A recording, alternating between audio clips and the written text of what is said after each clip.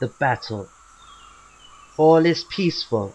The only sound to be heard is that of the beautifully colored birds, whispering between each other in the lush greenery of the forest roof, whispering about the upcoming battle which is looming on the horizon. The sun glistens on the waters of the clear, sparkling lake, which lies unseen by human eyes.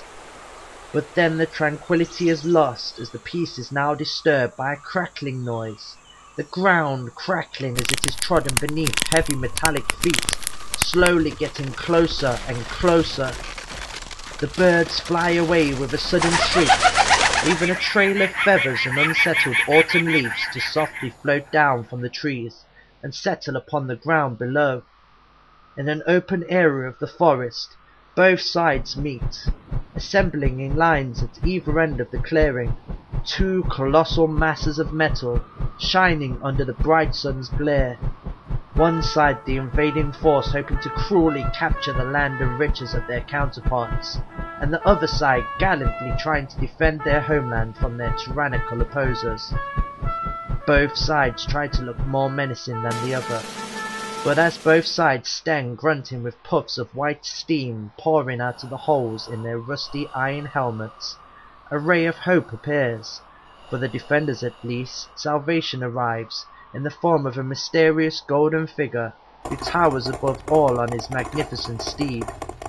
As the figure passes the first flank of the defending army, he parades himself up and down, intimidating the enemy in his wake. Finally, he removes his helmet to reveal himself to be none other than King Arthur, upholder of justice.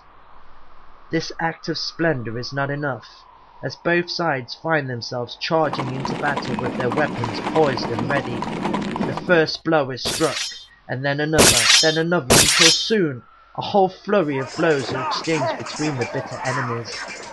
Arthur is the central attraction, striking down the enemy with his mythical sword Excalibur. As the fighting grows more intense, the gallant defenders find themselves drawing back like a frightened hedgehog. In a desperate attempt to keep alive the morale of his now weary men, Arthur charges straight into the thick of what is now no longer a fight, but is a struggle to survive. As Arthur fells the enemy troops, cutting down those who would dare to attack him, a sudden hail of arrows rains down upon a number of his troops, killing them instantly. Not seeing this, Arthur continues his heroic one-man war against the enemy, finding it much like fighting a hydra, for as soon as one enemy has been dispatched, another takes their place. Then, without warning, Arthur himself is struck by a second wave of arrows, which crash down on him and his men. Arthur is about to pass out when he sights something which brings fury back to his defeated soul, for Lancelot, his greatest friend, has been killed. With this in mind, and ignoring the pain, Arthur sums up every ounce of strength that he has left, and once again leads his men against their better foe. The enemy is losing. Arthur and his men drive them further back each time. They are now so few, yet Arthur's men are many.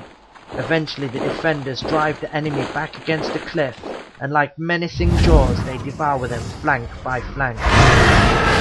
The battle is won.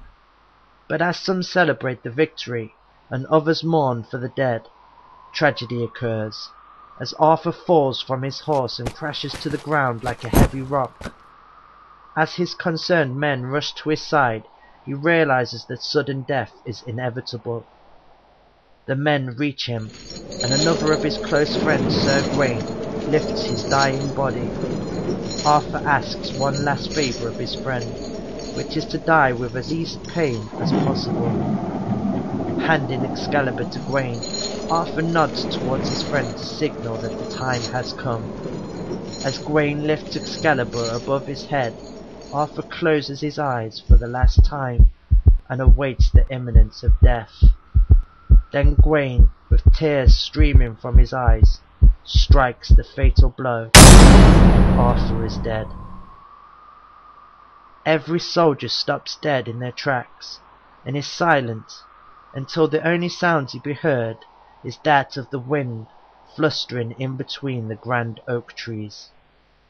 as the forest is once again left in peace, as the animals come out of hiding and go about their business once more, perhaps out of respect for the dead, or maybe just disgust for the disturbance the soldiers have brought to the usually tranquil forest, a fresh blanket of leaves is carried mysteriously by the wind, totally covering the war-strewn bodies which now occupy the forest floor.